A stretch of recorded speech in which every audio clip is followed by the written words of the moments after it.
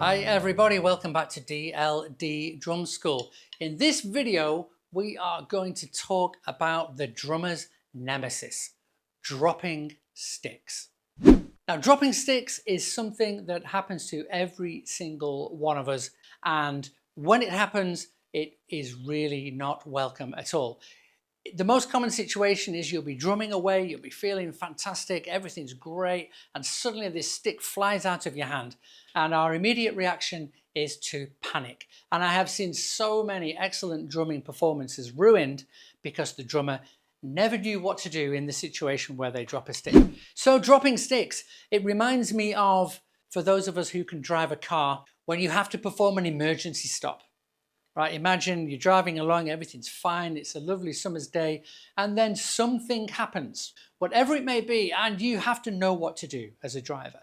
And the most important thing to do is to keep calm and keep in control and make sure that everybody stays safe. Now, from a drumming point of view, it's the same idea, not as dramatic, but the idea of keeping safe. So if you remember our 6 golden rules of drumming, you see those on the screen. And a reminder that golden rules number 1 and 2 are unbreakable. They are unbreakable. So as a drummer, we must keep in time and we must keep going. Okay? So everything we do with this idea of dropping a stick, we must make sure we protect golden rules number 1 and 2. So what are the main causes of dropping sticks? I think in a live performance situation, just be aware that your hands may become a little bit greasy and a little bit more sweaty. So it's quite common a stick will just slip out of your hand and vanish. And the other common cause, I think, of dropping sticks is clashing sticks. So if we're not playing with good technique, it's quite common that you can clash sticks and one will fly out of your hand. And I think probably the third most common cause of dropping drumsticks is with the cymbals, where we accidentally miss the target. So if I'm playing a rhythm and I aim to go, for example, for the crash cymbal, and I come a bit short, I miss the edge of the crash cymbal, and then the stick will fly out of my hand. Probably most commonly is on the hi-hat. If you have a habit of the tip of the stick edging a little bit too close towards the bow of the stick here, and I'm hovering dangerously close to the edge, it's very easy then to fall off the edge, and again, a stick may well fall out of your hand. It happens, okay? If you find that it's happening regularly, you probably need to look at your technique. But even to the best of drummers, it will happen from time to time. So when this happens, what do we do? And what I want you to do is to try to teach yourself, condition your brain to deal with the situation. And golden rule number 5 says that we must always stay relaxed. Focus on staying relaxed. I understand that's a difficult thing to ask you to do when one of the worst things that could possibly happen to a performing drummer has just happened. But stay relaxed, okay? So the first thing I want you to remember in a situation where you've dropped a stick is what not to do. And I want you to remember this more than anything else. What you must not ever, ever do is try to pick it up. I understand it's tempting. I understand it feels logical. You drop something, therefore you want to pick something up. And very often your drop stick will be close by, just down on the floor. It looks like you can just about reach it. But trust me, every single time I've ever seen anyone try to do that, including myself, it goes wrong.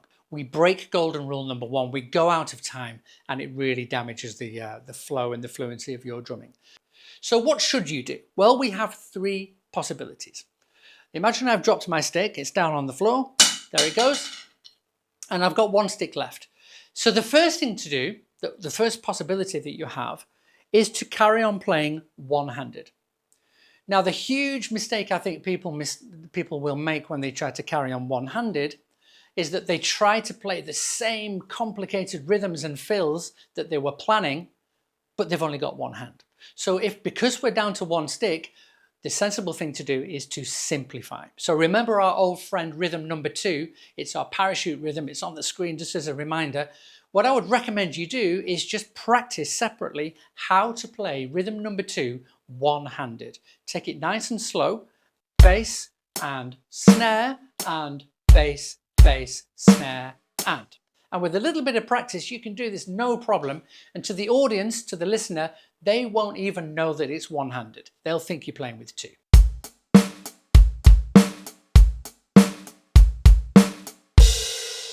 So with practice, if you're in a situation and you're forced into a situation where you've dropped a stick, pull that parachute. Option number 1 is to play one-handed. Option number 2, if that stick is close by and if you're in a live situation, remember, do not ever try to pick it up yourself.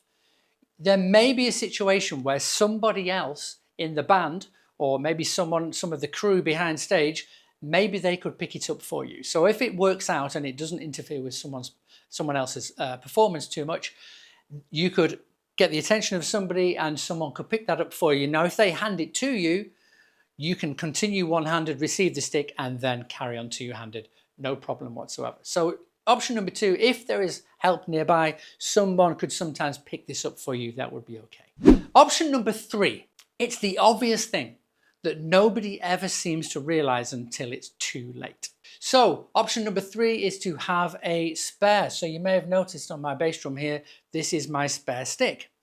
And what I do every single time that I'm playing, now this is something you must remember to do before you start to play. It's too late afterwards. Before you play, have a spare stick, and I just put it somewhere comfortable, out of reach, that's not going to interfere with my playing. But if I'm stuck, I can just reach down for my spare, pick it up, carry on, and I'm back to 2 sticks. And that's it, really. It's a really simple lesson, but a very, very important lesson, because as I say, just like a driver, at some point, no matter how good a driver, you will have to perform an emergency stop. Well, as a drummer, no matter how good you are, at some point you will drop a stick. So when that happens, not if, but when that happens, I want you to know what to do so that you can protect golden rules number 1 and 2. You keep in time. You keep on going with a smile on your face. Nobody should even notice.